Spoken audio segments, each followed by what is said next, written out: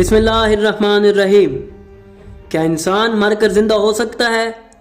क्या साइंस मुर्दा जिंदा करने में कामयाब हो चुकी है? किस तरह इमाम अली अलैहिस्सलाम ने यमन से आए मुर्दे को जिंदा किया? तो अगर आप इन्हीं सवालात के जवाब जानना चाहते हैं तो जुड़े रहिए हमारे साथ इस वीडियो में। नाजरीन, ऐसे कई वाक़यात हमें तारीख में देखने को मिलते हैं जिनमें कई हस्तियों ने अपनी दुआ के जरिए मुर्दा लोगों को जिंदा किया और एक मरे हुए इंसान में दोबारा जान आ गई। ऐसा होना सुनने में तो नामुमकिन लगता है, मगर ये एक हकीकत है जिससे कोई इनकार नहीं कर सकता। अल्लाह ने अपने मुंतखब करदा बंदों को यह एजाज़ दिया था कि वो अल्लाह से दुआ करते और उनकी दुआ से मरा हुआ शख्स दोबारा जी उठता। सिर्फ अंबिया ही नहीं बल्कि कई औलिया और ओसिया ने भी इस अमल को अंजाम दिया। नाजरीन, रूह अल्लाह का अमर है और जो उलिल अम्र है वो इस रूह पर भी हुज्जत होता है जो इसे पलटाने पर कुदरत रखता है। अगर हम मौजूदा साइंस की बात करें तो ऐसी कई थ्योरीज मौजूद हैं जिनमें मुर्दा इंसान के जिंदा हो जाने का जिक्र मिलता है। एक तजर्बा जिसे क्रियोनिक्स कहा जाता है, उसमें मरने वाले इंसान को कम दर्जा हरारत में महफूज किया जाता है, इस उम्मीद पर कि शायद मुस्तकबिल में इंसान मौत का हल तलाश कर सके और इन्हें दोबारा जिंदा किया जा सके। इन थ्योरीज का वजूद हमें साइंस फराहम करती है। नीज लाजरस सिंड्रोम जैसी नायाब हालत में दिल की हरकत बंद होने के बाद दोबारा बहाल हो सकती है। ऐसा होना बहुत नायाब तो है मगर महाल नहीं। अब सवाल ये पैदा होता है कि क्या साइंस कभी किसी मुर्दे में जान डालने में कामयाब हुई है? तो इसका जवाब है हाँ। नाजरीन, 1920 में सोवियत यूनियन के एक साइंसदान ब्रोखोनिको ने एक तजर्बे में एक कुत्ते के सर को आर्जी तौर पर जिंदा रखने में कामयाबी हासिल कर ली थी।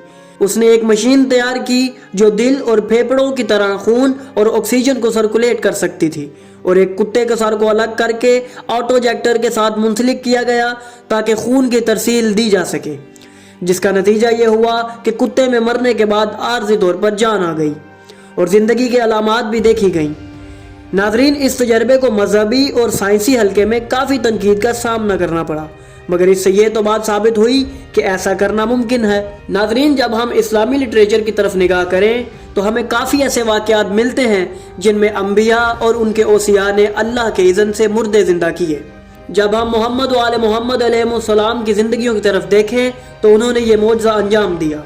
उनकी तालीमात में भी मौत को काबू करने का जिक्र मौजूद है, जिसका जिक्र हम मुनासिब मुकामात पर करेंगे। नाजरीन, इसी तरह का एक वाक़या जिसमें इमाम अली अलैहिस्सलाम ने यमन से लाया गया मुर्दा जिंदा किया, हम आपकी खिदमत में पेश करने जा रहे हैं।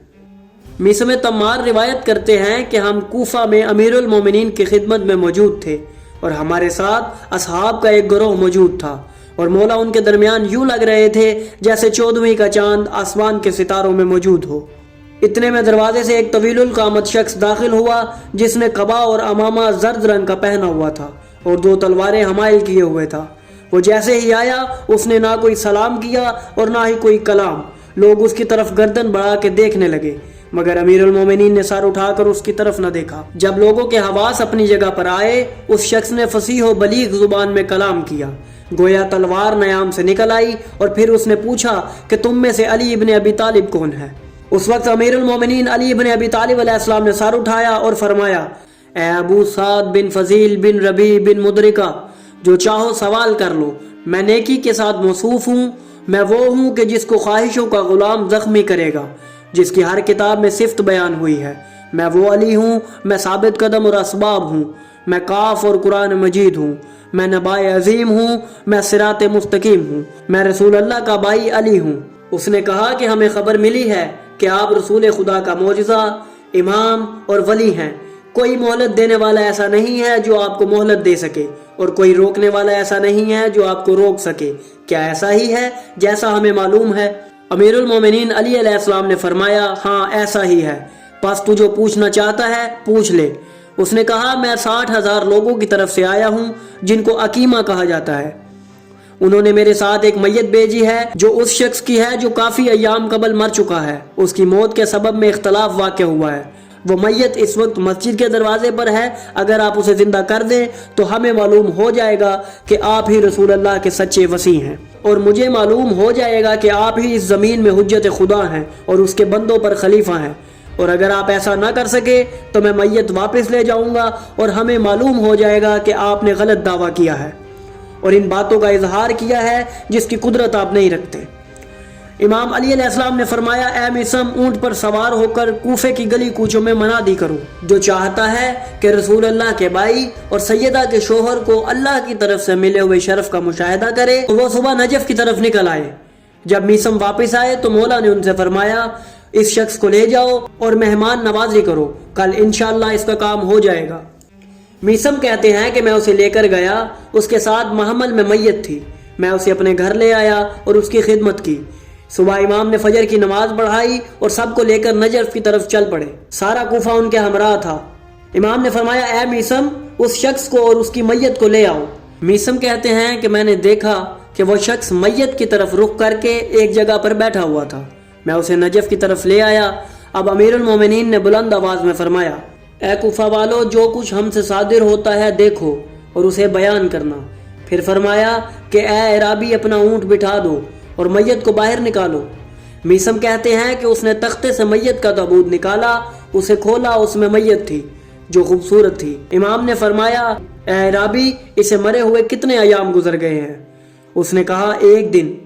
और उसके घर वाले चाहते हैं कि आप इसे जिंदा करें ताकि ये अपनी मौत का सबब बताए और बताए कि इसे किसने कत्ल किया।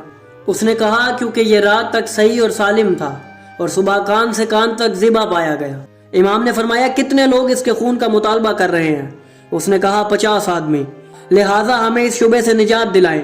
इमाम ने फरमाया, इस मैयत को इसके चचा ने कत्ल किया है क्योंकि वो अपनी बेटी की शादी इससे कराना चाहता था और उसने अपनी चचा की बेटी से शादी ना की और किसी दूसरी लड़की से शादी कर ली, लिहाजा उसने इसे कत्ल कर दिया। इराबी कहने लगा कि हम आपकी बात पर राजी नहीं हुए।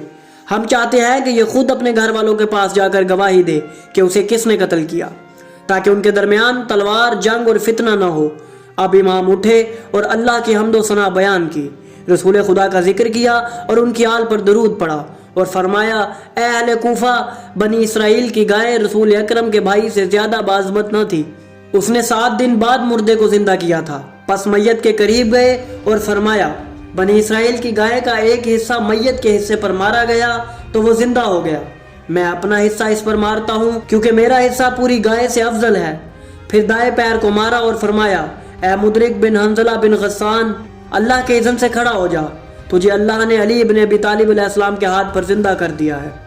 मिसम कहते हैं कि सूरज चांद से भी ज्यादा रोशन जवान उठकर बैठ गया और उसने कहा, ए बंदों पर अल्लाह की हुज्जत में हाजिर हूँ।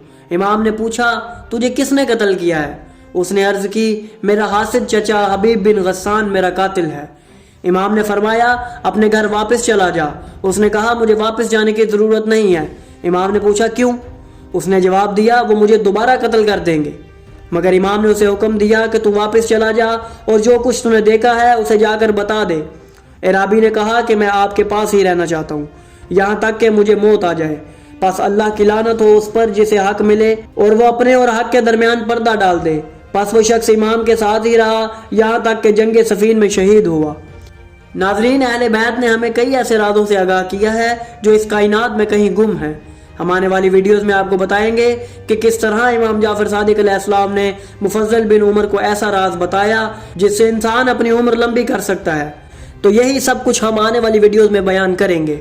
बस अगर आपको हमारी ये काविश पसंद आई तो हमारी वीडियो को लाइक करें, हमारे चैनल को सब्सक्राइब करें और बेल आइकन को भी दबा दें ताकि आपको हमारी आने वाली मजीद वीडियोस मिलती रहें और आप इल्म से मुस्तफीद होते रहें।